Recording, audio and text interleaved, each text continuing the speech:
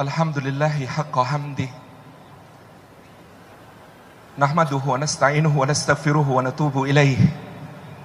Wa la na'budu illa iyyahu wa natawakkalu alaih. Allahumma fasalli wa sallim wa barik ala sayyidina Muhammad wa ala alihi wa ala ashabihi wa man tabi'ahum bi ihsanin ila yaumina hadza wa ba'dih.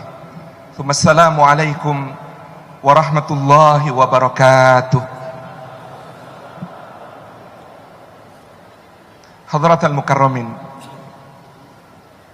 para ulama, para asatidah, wabil khusus sahibul hajah Ustadz Muhammad Zaitun Rasmin, guru kami, beserta Wahdah Islamiyah. Maafkan hamba yang lemah ini tidak bisa menyebut sebagai tanda hormat kepada antum semua satu persatu.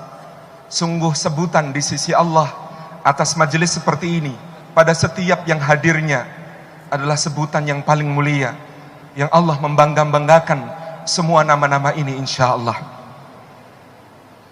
Da'i adalah orang yang sangat mencintai negerinya. Oleh karena itulah Allah Subhanahu wa taala menyebutkan di dalam Al-Qur'anul Karim pilihan kata yang sangat indah tentang para dai agung itu.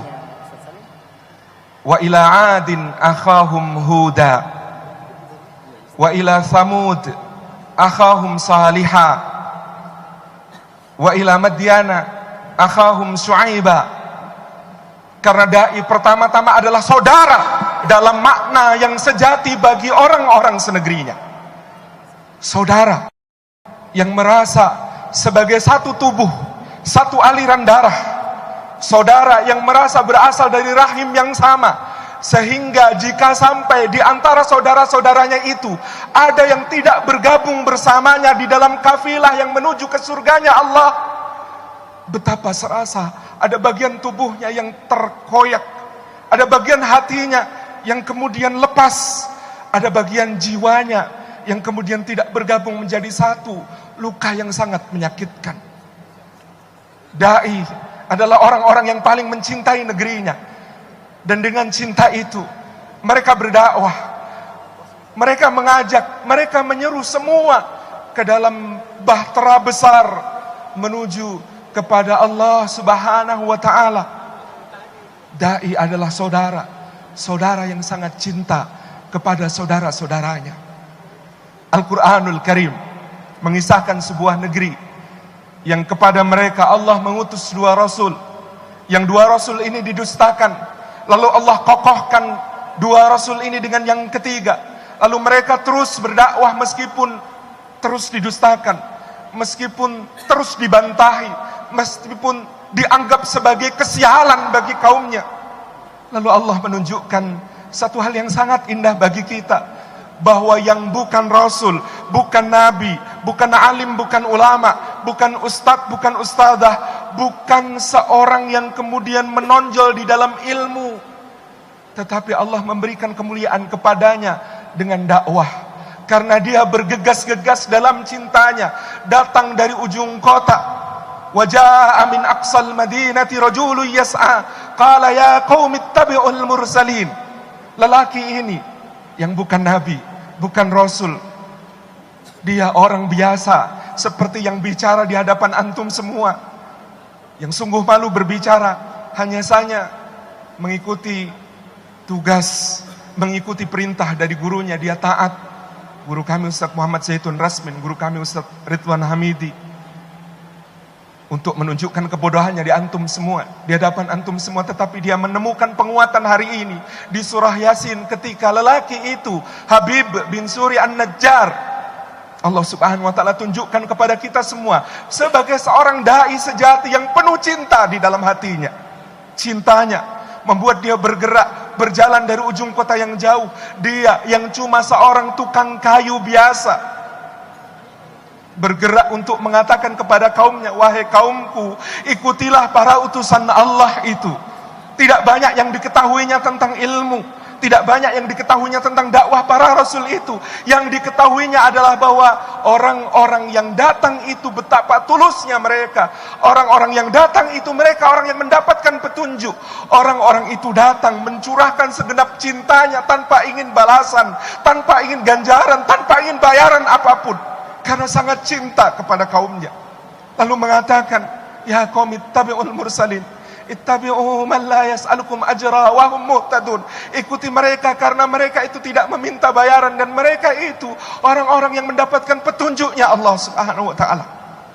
Lelaki ini di dalam dakwah para rasul menjadi penghias terindah.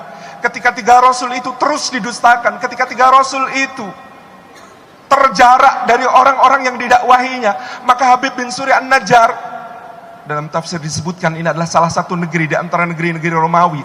Dia datang, kita bayangkan ke amfiteaternya, ke sebuah kolosium terbuka. Di situ berkumpul masyarakatnya, ada patrisia, golongan bangsawan-bangsawannya, ada plebeia, ada rakyat banyaknya. Kemudian dia mengatakan, wa ma liya la a'budul ladzi fatarani wa ilaihi turja'un. Satu hal tentang tauhid yang sangat dia pahami, betapa bagaimana mungkin saya akan menyembah selain dari yang telah menciptakan saya. Wahai kaumku, bagaimana kita akan menyembah Zat yang bukan pencipta kita, yang bukan yang memberikan kepada kita kehidupan, yang bukan yang memberikan rizki kepada kita, yang bukan yang memberikan kepada kita penghidupan, jaminan keseluruhannya, yang mengatur segenap urusan kita, yang memiliki kita, yang menguasai kita ini.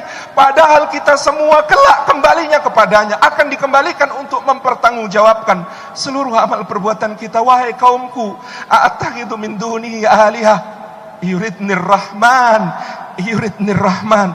Guru kita Ustaz Yusuf Mansur menyebut-nyebut nama Ar-Rahman sebab hari ini adalah sejuta cinta untuk Indonesia. Yuridnir Rahman, kalau Ar-Rahman, dat yang maha pengasih, yang kasihnya tiada pilih-pilih itu menghendaki untukku satu kemudaratan, maka segala syafaat mereka tidak akan bermanfaat. Ini patung-patung yang kemudian tinggi besar dipasang di amfiteater itu. Di situ ada Jupiter, rajanya para dewa, kata mereka. Di situ ada Poseidon alias Neptunus, dewanya lautan, kata mereka. Semua patung-patung ini, kata Habib bin Suri An-Najjar, tidak bisa memberi manfaat apapun kepada kita, tidak bisa menyelamatkan kita seandainya Ar-Rahman menghendaki sedikit kemudaratan saja kepada kita. Dai yang sangat cinta kepada negerinya ini, kaum plebeia, kaum rendahan yang ada di amfiteater itu, kemudian mengatakan dia benar, dia benar, dia benar, karena dia berhasil mengemas dakwahnya dalam bahasa yang paling dimengerti oleh kaumnya, menyentuh satu sisi yang paling membangkitkan kesadaran orang-orang itu, bukan karena dia berilmu tinggi, tetapi karena dia sama dengan mereka. Dakwah ini warisan Rasulullah sallallahu alaihi wasallam untuk kita semua sebagai bagian dari tanda cinta kita untuk negeri, seperti yang ditunjukkan oleh Habib bin Suri An-Najjar. Dia menyampaikannya dengan kalimat-kalimat yang sangat mudah dimengerti, dengan kalimat-kalimat yang menusuk kesadaran kaum plebeia, tetapi kaum patrisianya tidak terima. Dia mengatakan, bagaimana mungkin kita akan diajari tentang agama kita oleh seorang tidak jelas asal-usulnya ini, oleh seorang yang cuma tukang kayu biasa ini, oleh kaum rendahan seperti dia ini. Lalu diperintahkan tukang-tukang pukul, centeng-centengnya, budak-budaknya untuk mengeroyok Habib bin Suri An-Najjar. Para mufassir mengisahkan, diinjak-injaklah lelaki yang bersahaja ini, yang penuh cinta kepada kaumnya ini, sampai pecah dadanya, sampai pecah perutnya. Lalu 3 rasul itu datang ketika kerumunan sudah bubar, kekacauan sudah mereda, dan dengan sisa nafas terakhirnya dia mengatakan, inni amantu bi rabbikum fasma'un. Aku, wahai para utusan Allah, beriman kepada Rabb kalian, maka dengarkan pernyataan keimananku, jadilah saksi bagiku. Dan ketika itu Allah mengambil ruhnya dengan lembut. Ketika itu Allah mengambil ruhnya dengan lembut. Lalu dikatakan kepadanya, qila dkhulil jannah, masuklah engkau wahai dai yang sangat mencintai negerimu, masuklah engkau ke dalam surganya Allah Subhanahu wa taala. Orang yang sudah berada di dalam surga, orang yang sudah menikmati nikmat yang begitu agung dari Allah Subhanahu wa taala. Tapi coba perhatikan cintanya yang tidak habis-habis. Dia mengatakan, qal ya laita qaumi ya'lamun bima ghafara li rabbi wa ja'alani minal mukramin. Aduhai, seandainya kaumku tahu disebabkan apa aku ini yang pendosa, aku ini yang lemah, aku ini yang bodoh, aku ini yang miskin, aku ini yang tidak berharga di dunia, diampuni oleh Allah Subhanahu wa ta'ala dan dijadikan sebagai hamba-hambanya, bagian dari hamba-hambanya yang dimuliakan oleh Allah. Sebab apa? Betapa inginnya dia menyampaikan kepada kaumnya, kaumku, ikutilah jalanku ini. Aku yang lemah, yang rendah, yang hina, yang fakir, diangkat oleh Allah ke derajat diampuni, diangkat oleh Allah ke derajat tinggi sebagai yang dimuliakan oleh Allah. Karena aku beriman kepada para rasul, dan karena aku mencintai kalian, membawa kalian, menginginkan kalian juga mengikuti jalan yang aku pilih. Bima ghafara li rabbi wa ja'alani minal mukrimin. Perhatikan, kata para ulama, perhatikan lelaki yang sangat cinta ini. Sampai surga pun cinta untuk orang-orang yang telah menginjak-injaknya sampai pecah dadanya. Cinta yang telah membuat dia mati. Cinta kepada orang-orang yang telah menyengsarakannya di bawah dan mengatakan, ya laita qaumi ya'lamun bima ghafara li rabbi wa ja'alani minal mukrimin. Aduhai, seandainya mereka tahu kenapa aku bisa diampuni, kenapa aku bisa dijadikan makhluknya yang mulia. Dai sejati betapa cintanya, cinta itu dibawa sampai ke surga. Maka bukan dai orang yang berbahagia melihat saudaranya dalam dosa, maka bukan dai orang yang kemudian berbangga ketika dia menjadi ahli surga sementara saudaranya ada ahli neraka. Mungkin ini tadabbur yang kurang tepat, tapi saya sangat terkesan kepada apa yang disampaikan guru saya, Allahu yarham Kiai Haji Mu'tamid Khalil, guru saya di pesantren Musyar dulu. Beliau mengatakan, kamu itu ngaji mau kemana? Kamu itu ngaji mau kemana? Apakah semakin kamu ngaji, apakah semakin kamu menjadi seorang yang bergiat di dalam Islam ini membuat kamu semakin ana khairum minhu, ataukah ini semakin membuat engkau Rabbana zalamna anfusana wa illam taghfir lana wa tarhamna lanakunanna minal khasirin? Kemana engkau mengaji? Apakah ngajimu membuatmu semakin ana khairum minhu? Apakah ngajimu, ilmumu membuat engkau semakin merasa aku lebih baik daripada dia?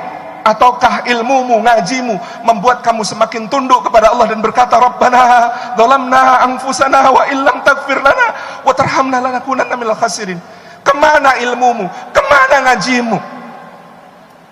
Kalau ilmumu, ngajimu membawa engkau ke ana khairu minhu, maafkan, karena di dalam Al-Quran yang mewariskan kata-kata itu adalah iblis laknatullah. Kalau ngajimu membawa kamu ke Rabbana zalamna anfusana, maka berbahagialah, karena itu adalah warisan Adam, bapak kita semua. Kalau ngajimu membuatmu berkata, innama utituhu ala ilmin indi, sesungguhnya aku diberi semua keutamaan ini karena memang ada keutamaan pada diriku. Aku diberi semua kelimpahan ini karena ada ilmu yang ada padaku. Maka maafkan, itu bukan kata-kata Musa, tetapi Qarun.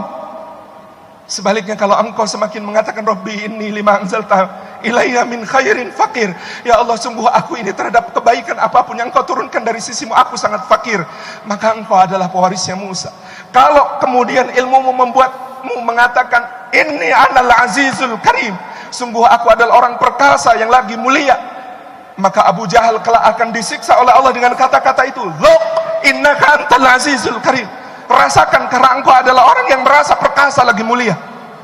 Tetapi kalau engkau membuat dirimu berdoa kepada Allah, tawaffani muslimah wa alhaqni bisalihin, ya Allah, matikan aku sebagai seorang muslim, ya Allah, himpunkan aku bersama orang-orang saleh, maka engkau menapaki jalan lelaki yang sangat indah, dari wajahnya sampai juga perangainya dan akhlaknya, halimnya kepada saudara-saudaranya dan semua orang yang menyebabkan kesengsaraannya di masa lalu. Yusuf alaihi salam. Kalau engkau membuat dirimu berada dalam kalimat Rabbi auzi'ni an ashkura nikmataka allati an'amta alayya wa ala walidayya wa an a'mala salihan tardah wa adkhilni bi rahmatika fi ibadikas salihin, maka engkau menapaki jalan seorang raja di raja yang mengatakan kepada Rabbnya, tolonglah aku ya Allah agar bisa mensyukuri nikmatmu, karena tanpa pertolonganmu aku tidak mampu bersyukur, karena tanpa pertolonganmu aku tidak bisa beramal saleh, dan apalah artinya amal salehku kalau tidak engkau ridhai. Dan apalah kemudian gunanya hidup ini kalau tidak engkau rahmati aku sehingga aku meskipun tidak layak di sisimu, engkau himpunkan bersama hamba-hambamu yang saleh. Dai yang cinta negerinya, dai yang tawadhu, dai yang menginginkan semua orang bergabung bersamanya dalam perasaan kasih sayang, memandang semua mukmin, memandang semua muslim, memandang semua kaumnya dengan pandangan rahmat Allah, meminta mereka, mengajak mereka bersama-sama. Maka Allah mengatakan kepada Rasulnya sallallahu alaihi wa alihi wasallam, khudil afwa wa'mur bil urfi wa'arid 'anil jahilin. Khudil afwa bukan sekedar berikan maaf, tetapi terimalah kaummu apa adanya. Terimalah kaummu apa adanya. Maklumi kekurangan-kekurangan mereka, maafkan kesalahan-kesalahannya. Jangan bebani mereka melebihi apa yang mereka sanggupi. Jangan katakan kepada mereka apa yang tidak mereka mengerti. Maklumi, terima apa adanya, maafkan kesemuanya itu. Seorang dai sejati pertama-tama bukanlah orang yang selalu mengeluhkan keberadaan kaumnya, selalu mengumpat kaumnya, yang selalu menjelekkan kaumnya, tidak. Tetapi pertama-tama dia menyadari dia harus menerima mereka apa adanya, memaklumi kekurangannya, memaafkan kesalahannya, dan kemudian bicara kepada mereka dengan mereka fahami, dengan yang mereka fahami, dan membuat mereka tidak terbebani oleh apa yang tidak mereka sanggupi. Wa'mur bil urfi, dan perintahkan kepada yang ma'ruf. Jadilah engkau wahai Muhammad sallallahu alaihi wa alihi wasallam imam dalam perkara-perkara kebaikan yang sudah mereka kenal, menempuh jalan yang mendaki lagi sulit, membebaskan budak, menyantuni yang fakir, yang miskin, yang yatim, menyambung silatil arham. Jadilah engkau imam di dalam perkara-perkara kebaikan yang telah mereka kenal, al-ma'ruf, agar engkau bisa membawa mereka, menjadi imam bagi mereka dalam perkara-perkara al-khair yang dari Allah subhanahu wa ta'ala datangnya, membawa mereka kepada tauhid, membawa mereka kepada salat, membawa mereka kepada semua syariat Allah untuk ditegakkan. Jadilah engkau imam dalam perkara yang ma'ruf, maka engkau bisa membawa manusia ke dalam perkara yang ditegakkan oleh Allah subhanahu wa ta'ala. Wa'arid 'anil jahilin, karena kepada orang-orang yang jahil kalimat kita adalah qalu salama, salam, salam, salam kepada mereka. Bukan dasar jahil, bukan dasar ahli neraka, tetapi salam mungkin karena engkau belum mengerti, salam mungkin karena engkau belum memahami, salam mungkin karena aku ketika menjelaskan kepadamu tidak bisa kau mengerti dengan baik, mungkin itu kesalahanku. Salam kepada yang jahil. Wa idza marru bil lagwi marru kirama, berjalan di antara mereka dengan jalan yang anggun, yang tidak merendahkan tetapi menarik, membuat orang berada bersama di dalam daya tarik kepada kebenaran ini, daya tarik kepada kebenaran yang kita bawa, daya tarik kepada perkara-perkara yang diturunkan oleh Allah dan dibawa oleh Rasulnya sallallahu alaihi wasallam. Saya sangat mengapresiasi Wahdah Islamiyah dengan namanya yang sejak awal adalah Wahdah dan persatuan umat ini di atas panji-panji Rasulullah sallallahu alaihi wasallam, di atas agama Allah yang hak, adalah cita-cita kita bersama, dan kita punya modal besar dan kuat untuk itu. Islam datang ke Nusantara ini tepat secara masif, meskipun sudah dirintis sejak abad pertama Hijriyah, tetapi masif sekali Islam menjadi pilihan agama yang dipeluk oleh umat ini tepat kira-kira 150 tahun sebelum penjajah kufar datang. Dinil Islam inilah yang menjadi nyala perjuangan itu, sehingga kita mampu bertahan sampai hari ini, Pak. Sejarawan menyebutkan penduduk asli Amerika itu sebelum kedatangan Columbus, Cortez, Pizarro, sebelum kedatangan para penjelajah barat, angka mereka mengerikan. Sekarang estimasinya antara 50 juta sampai 110 juta orang Indian. Kemana mereka? Musnah karena keganasan penjajahan. Orang aborigin sebelum kedatangan dari Flanders, sebelum kedatangan dari Kapten Cook, jumlahnya kata para sejarawan 8 sampai 20 juta orang. Sekarang tersisa beberapa puluh ribu. Itu pun dalam konservasi seperti binatang yang harus dilindungi dan dilestarikan. Kenapa? Keganasan penjajahan.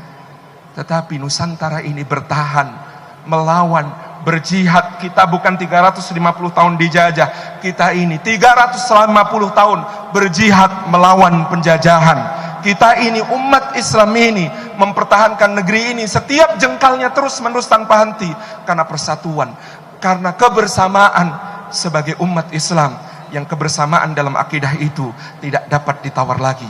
Hari ini, ketika semuanya merapuh, ketika perbedaan tentang hal-hal yang furuk membuat kita bersitegang satu sama lain, merenungkan kembali makna perjuangan itu bersama muktamar ketika Wahdah Islamiyah, insya Allah menjadi sesuatu yang sangat bermakna bagi kita. Selamat mencintai negeri ini, selamat menyatukan umat. Mohon maaf atas segala yang kurang berkenan. Assalamualaikum warahmatullahi wabarakatuh.